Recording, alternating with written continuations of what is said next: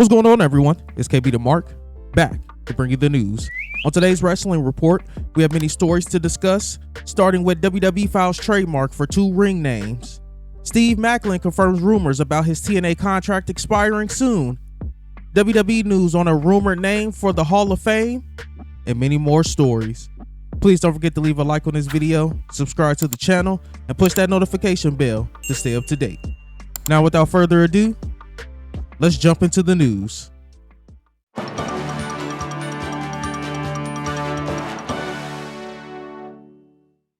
The viewership numbers are in for the March 4th edition of WWE Raw on USA.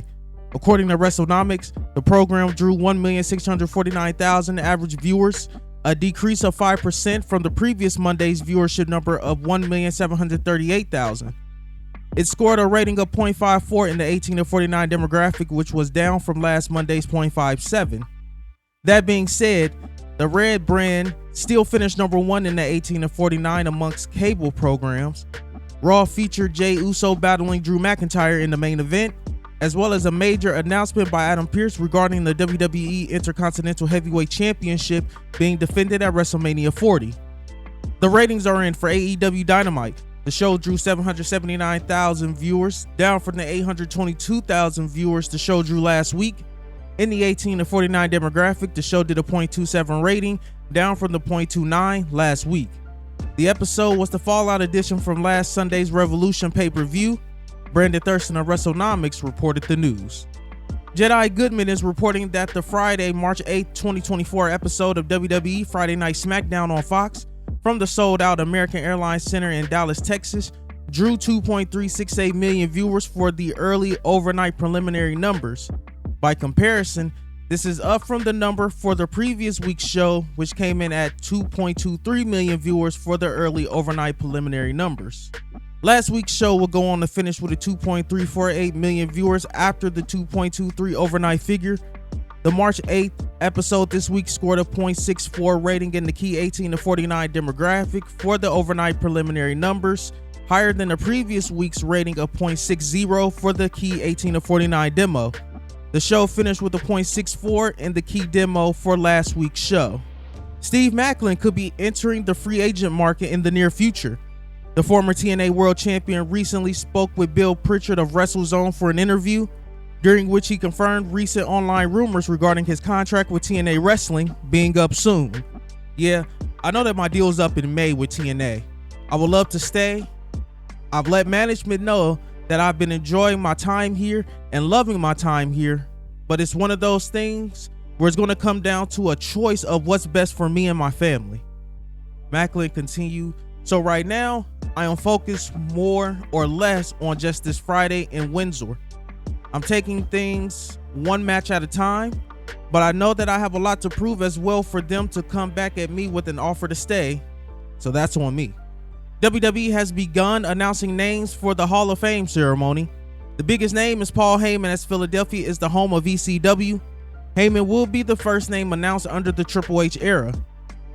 The US Express, Mike Rotunda, and Barry Windham, and Bull Nakano have already been confirmed for it. More names will be confirmed in the coming weeks. The ceremony takes place following SmackDown on April 5th at the Wells Fargo Center on WrestleMania weekend. Sean Ross Sapp of Fightful Select stated that he heard Leah Mavia could be a possible inductee into this year's class. This is not confirmed, but it would line up with the report by Fightful that The Rock has input into this year's class. One source indicated that it would be evident if the planned inductees were revealed as scheduled. Lai was the wife of the High Chief Peter Maivia and the grandmother of The Rock. She took over Polynesian Pro Wrestling, a territory of the NWA in Hawaii, in 1982 after the tragic passing of her husband, where she became one of the first female wrestling promoters. The biggest show in the promotion history was in 1985, where they drew a crowd of 20,000 fans. The promotion closed 3 years later. She passed away in 2008. WWE has filed for more ring name related trademarks.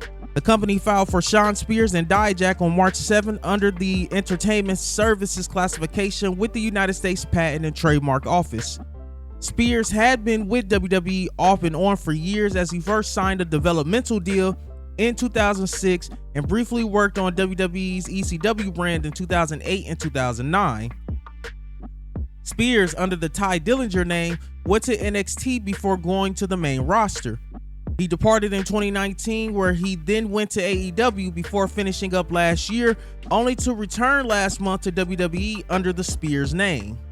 Dijak made a name for himself as Donovan Dijak in Ring of Honor before signing with WWE in 2017, where he worked at NXT as Dominik Dijakovic. He was later moved to the main roster as T-Bar, only to return to NXT in November 2022.